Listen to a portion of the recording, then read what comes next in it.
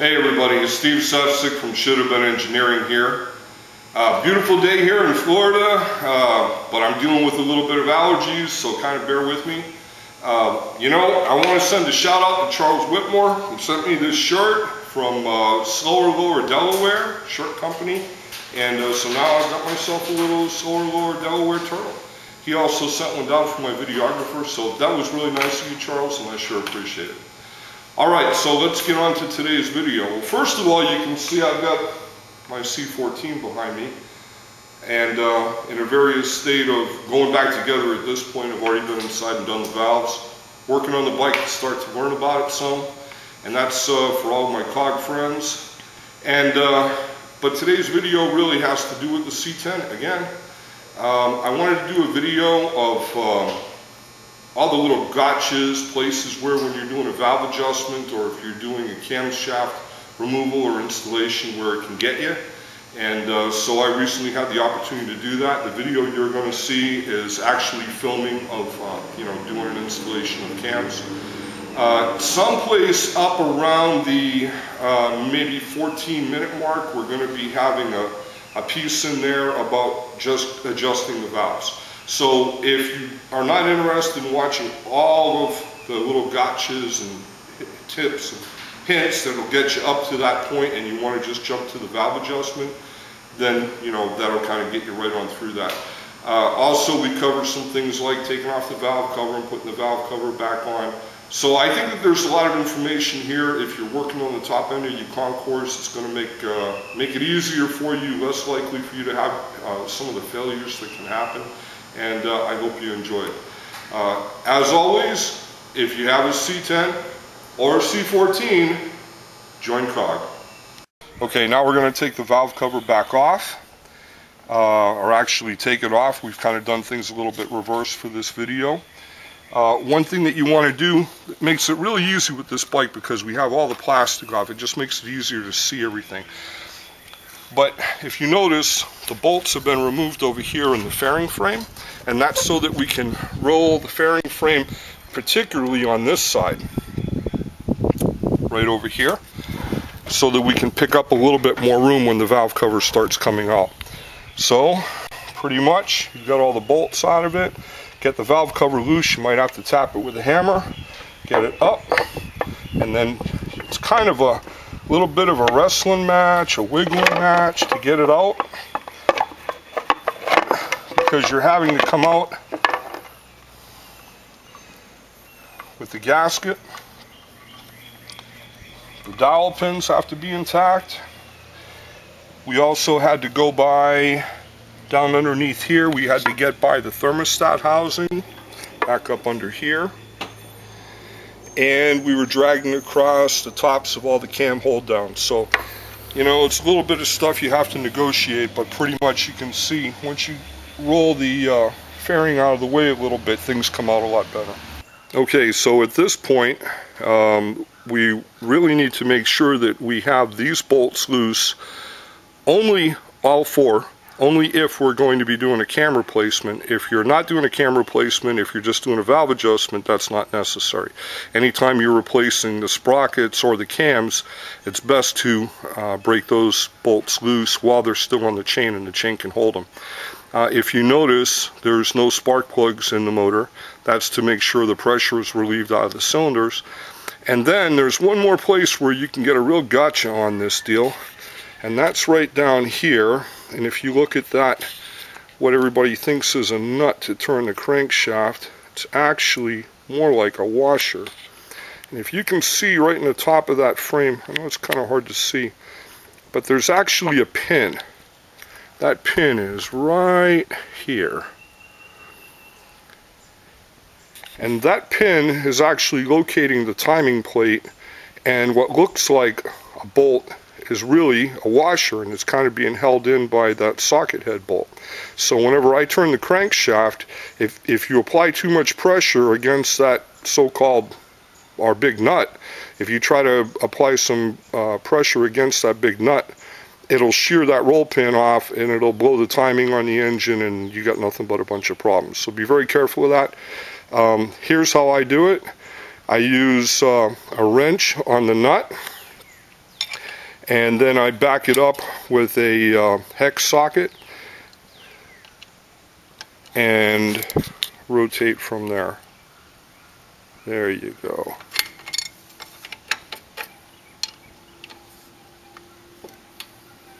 Okay, so here we have the engine. We've brought it around in time.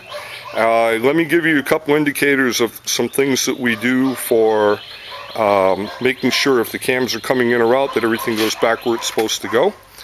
First of all, down here at the crank, I don't know if you can see that, but we've got the T from the 1 and 4 lined up with its indicator. And then coming up here to the cams, of course we have the cam bolts which are already loosened. And another good indicator of making sure that things are where they're supposed to be, you'll see there's the exhaust line on the sprocket, there's the intake line on the sprocket, and you'll see that the bolts are generally kind of just at or just below the deck of the surface. Also, what we've done at this point too, you'll see that on these marks on the sprocket, what I've done is just over the top put a little white dot. By the way, I like to use fingernail polish. It's nice and easy and cheap and comes with its own little paintbrush. Okay, now the next thing we want to do is, if you look at the cam chain tensioner, you'll see that we've already pulled the bolt out of the back of it, or the nut rather out of the back of it, and here's the parts that were inside of there. There's the pin, the spring, the washer, and then there's the bolt at the back. Here's the purpose for having done that. Once we gut the tensioner, the inside the tensioner will stay in the same position that it was already in. In other words, it won't tighten up anymore. And if it doesn't tighten up anymore at this point, we can actually leave it in position and use it to help make sure that the chain doesn't move around. Everything stays pretty much where it needs to be. So there's one more trick that you need to know here. After all this is done, when you remove this guide rail on the top, these cap heads are very, very tight. They have a lot of breakaway torque. So what you're going to want to do is, when you put your hex in there, tap on the top of it. Make sure that you've really got that hex seated down in there and helping to impact it a little bit. There you go. And then whenever you go to break it away, there you go. It breaks away nice and clean. If you don't do that, very high likelihood of stripping out that socket head. So this is the cam that we've taken out. This is the intake cam. And typically I see the intake cams are a lot worse off than the exhaust cam. Probably from you know, not getting oil on them on initial startup. This cam is pretty bad. Look at all that pitting. And you'll see that the other lobes have it too. Bad. Very ugly. Now the issue, of course, here is you're going to want to take a look at your rocker arms and make sure that they don't have big divots in the middle of them, because that'll transfer onto your new camshaft. So here's the cam that we're going to be putting in. And one thing that you're going to notice is on these cams, this is a torque cam, so I spec these cams to go in with the square countersink. As you can see, the countersink area around where the bolt is, this one is round and this is square, and we're going to move this to the square hole. Now, if you remember when I showed putting the dot of fingernail polish on the chain to make sure that everything lines back up, here's the trick we're going to be, because we're changing the location of the cam here, we're going to have to change the location of the sprocket to, the sprocket's changed in relation to the cam. So what you can see is there's actually two intake marks, and I've seen guys mess this up. This is another gotcha.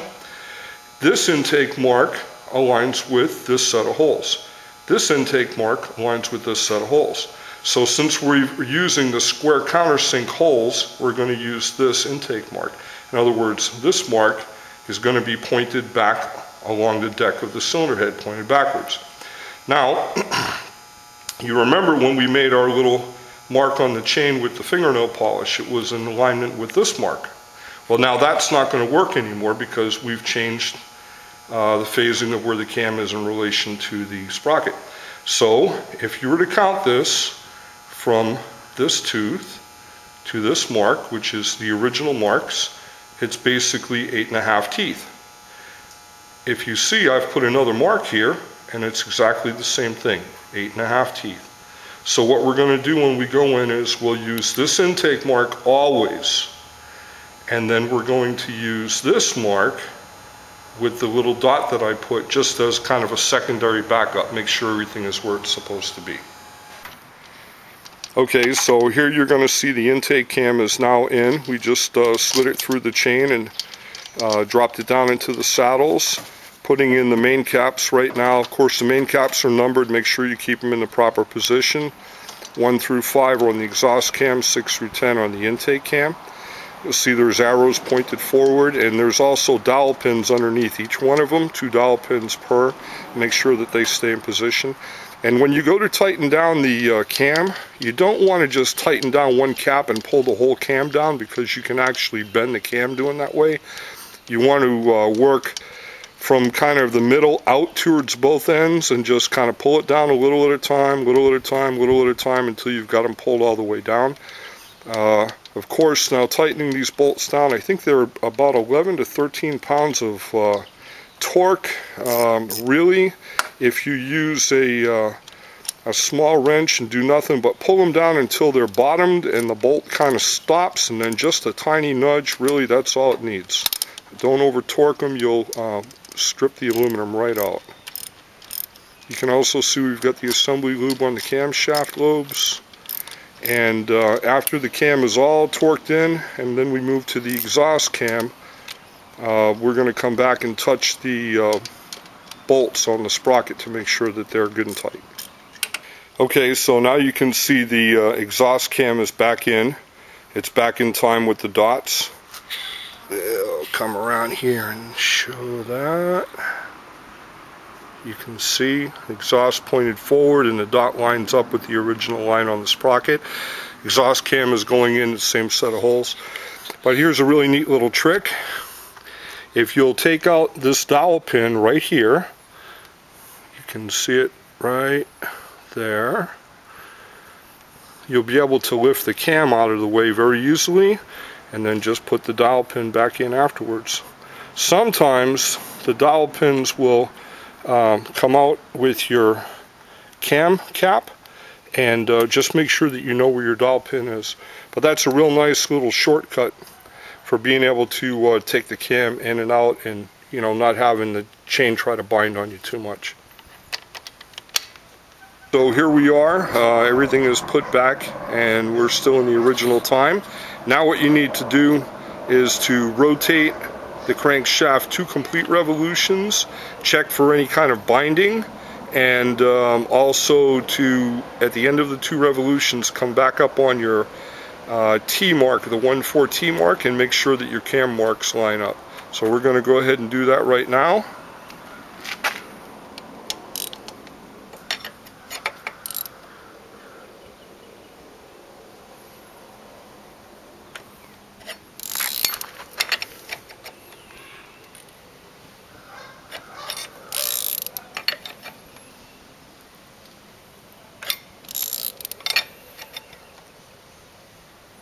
Slow down.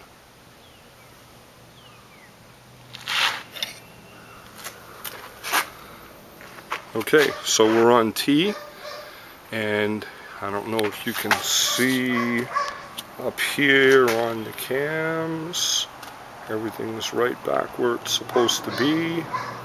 So we're good, cams are installed. Now what we need to do is just rotate around and tighten those bolts again on the cam sprockets. And remember, we Loctited those. Remember, Loctite, Loctite, Loctite. If you don't Loctite those bolts, they fling out, they'll fall into the bottom of the motor and tear your motor up. Bad news. Make sure you Loctite them. We're going to go ahead and do that, and we're going to move on to valve adjustment. Now it's time to adjust the valves, and I'm going to show you how I do it, and this is about the easiest way I've ever found. I don't worry about using timing marks on the side of the engine. I use the starter. So we're going to do this one here. What I want to do is I want to bring the tip of the cam lobe up. I want it pointing up. As long as it's pointing upward, then the base circle of the cam will be on the rocker pad, and that's where we want to do the adjustment. So I'm just going to touch the starter. Oop. And there you go. Cam lobe is pointed up, and I can work with it right there. So the first thing I need to do is loosen both of these nuts. Oh, somebody had those tight. That's something you don't want to over tighten these. They actually call for 18 foot-pounds, but to be honest with you, if you pull them down like that, you're probably going to end up breaking off one of the bolts.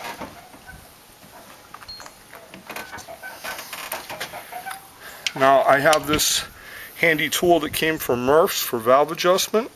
It's basically a screwdriver inside of a 10mm socket, so you can hold your nut like that and back your screw out.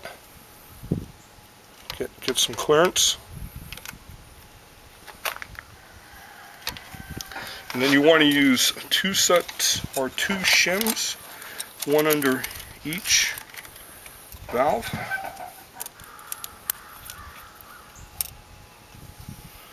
And the reason for this is so that when you tighten them down,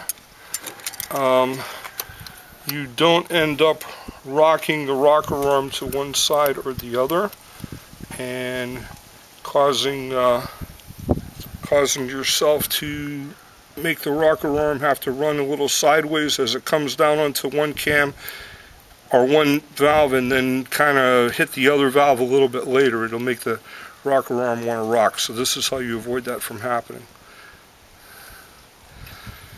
Okay, now we're looking for snug, which I've got that right there. This one's a little bit snugger.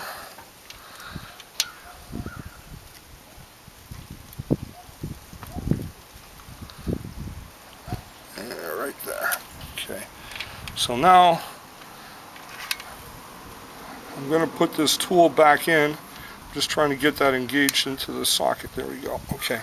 Now, here's the trick. I'm basically trying to hold the screw from turning while I tighten on the nut.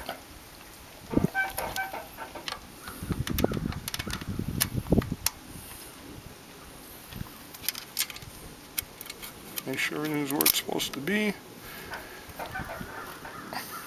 Tighten it down. Okay. There you go. Adjusted. Okay, now all you really need to do from here is to pick another cam lobe you want to go to and use your starter. So just for a quick ease, just to show you, imagine that we want to go and do this cam lobe, and so I would just use the starter again.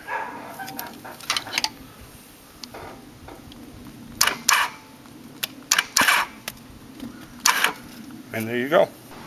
Alright, here's a view on the underside of the valve cover.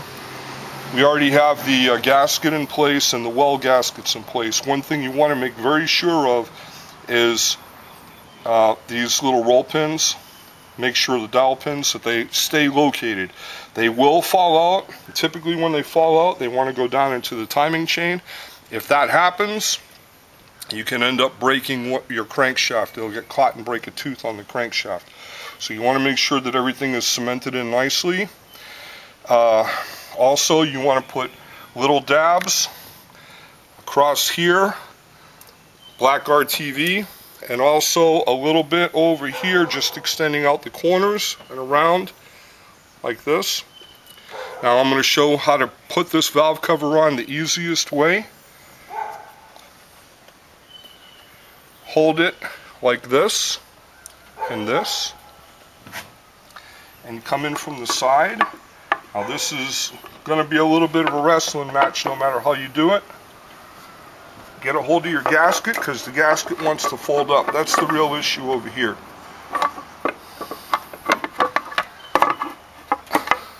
Oh, see, that gasket's trying to hook up. There we go. Pull my gasket out. Now that won't always happen, but it happens enough that you sure need to be aware of it. Work it back into the groove all the way around. Okay. And then just drop the valve cover down.